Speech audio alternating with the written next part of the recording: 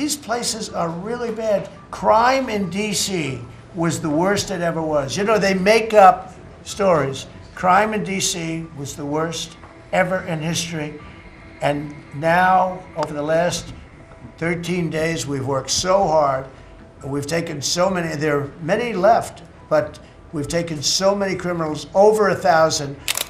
You would think that Illinois would have such a problem with crime, such a bad governor. He should be calling me, and he should be saying, could you send over the troops, please? It's out of control. It's out of control. In New York, it's out of control. Not as bad as Illinois, by the way. Not even close. In California, you would have not had the Olympics had I not sent in the troops. We sent in the National Guard. They did a fantastic job. On August 27, 2025, U.S. President Donald Trump announced via Truth Social that he is working with House Speaker Mike Johnson and Senate Majority Leader John Thune on a comprehensive crime bill, calling it a necessity for the nation.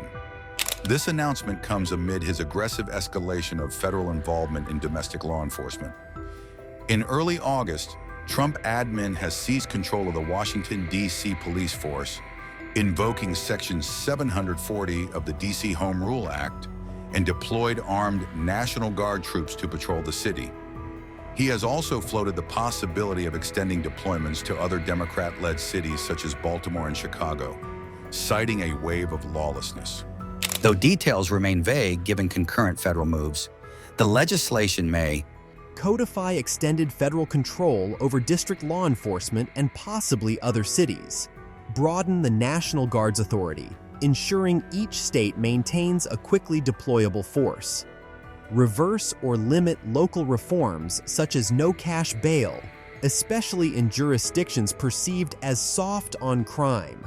Are you prepared to order National Guard troops, though, into American cities if those governors don't request the federal deployment? I am, but I also think that, look, Chicago, everybody knows how bad it is. Everybody standing there knows. We know. You don't have to be doing any studies. They should be saying, please come in. Pritzker should be saying that. You know, I did a favor for Christy Whitmer. A good favor, I think, with the fish, the carp, the China carp. Did you ever hear of it? China carp. And it's taken over your Great Lakes. You know about that, right?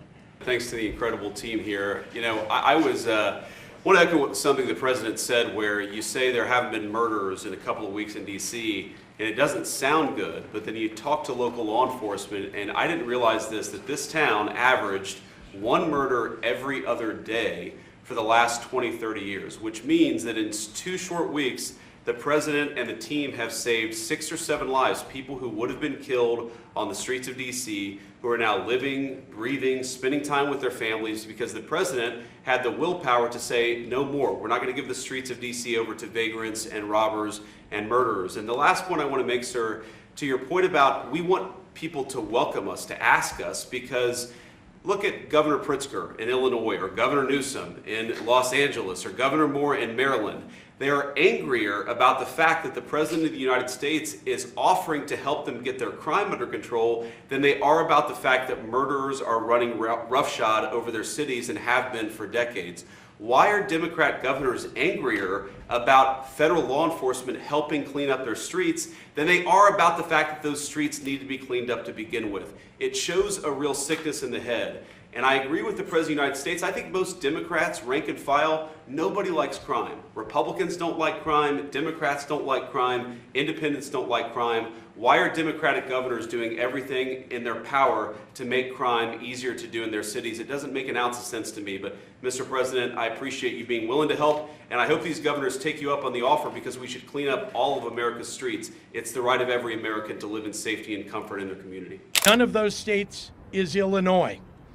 Memphis, Tennessee, Hattiesburg, Mississippi have higher crime rates than Chicago, and yet Donald Trump is sending troops here and not there? Ask yourself why. If Donald Trump was actually serious about fighting crime in cities like Chicago, he, along with his congressional Republicans, would not be cutting over $800 million in public safety and crime prevention grants nationally, including cutting $158 million in funding to Illinois for violence prevention programs that deploy trained outreach workers to de-escalate conflict on our streets. Look at the people assembled before you today, behind me. This is a full cross-section of Chicago's leaders from the business world, the faith community, law enforcement, education, community organizations, and more. We sometimes disagree on how to effectively solve the many challenges that our state and our city face on a daily basis. But today we are standing here united, in public, in front of the cameras, unafraid to tell the president that his proposed actions will make our jobs harder and the lives of our residents worse. Earlier today in the Oval Office, Donald Trump looked at the assembled cameras and asked for me personally to say, "Mr. President, can you do us the honor of protecting our city?" Instead, I say, "Mr. President, do not come to Chicago."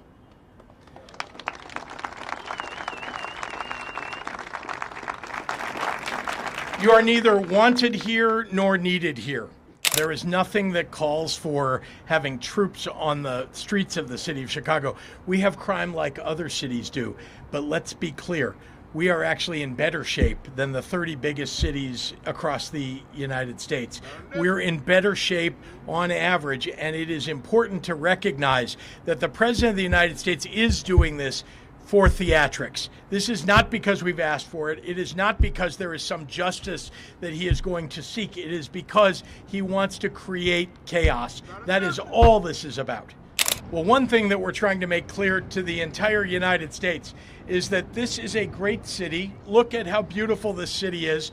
This city is moving in the right direction on crime. That we have been, in fact, over the last 4 years, we have seen homicides drop in half.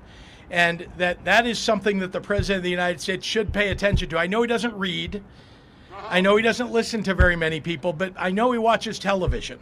And so perhaps if somebody from Fox News or from Newsmax is here, they'll cover the fact that Chicago is in much better shape as a result of the work that we are doing to prevent crime, to interrupt crime, to reduce crime, to increase the number of police. Our state police are up during my time in office. I want the president to understand that we do not want troops on the ground in the city of Chicago. Neither do the people of Chicago or the people of the state. Well, the Chicago Police Department has its job to do. The troops, if they are federalized, will be limited by what federal troops can do. So those are the rules. They're not supposed to be doing crime fighting. They're not supposed to be involved in anything other than what federal troops are supposed to do. They can guard federal buildings. They can do the work of, as called upon to, perhaps sit outside the city of Chicago, but not to fight crime in the city of Chicago. That is not what they're supposed to be doing. President Donald Trump's decision to push a federal takeover of local policing sparked swift backlash from Democrats. Maryland Governor Wes Moore blasted the move as politically driven and likened it to authoritarian overreach. Meanwhile, Trump kept up his war of words with Illinois Governor J.B. Pritzker and Chicago Mayor Brandon Johnson as the city reeled from yet another deadly weekend. And they're going to fight me. Like this slob of a governor you have in Illinois. This poor guy got thrown out of his business by his family. I know the family. I was partners with the family. Nice family. I like the family, but he was no good.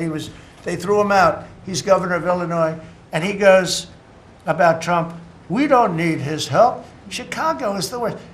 These places are really bad. Crime in D.C.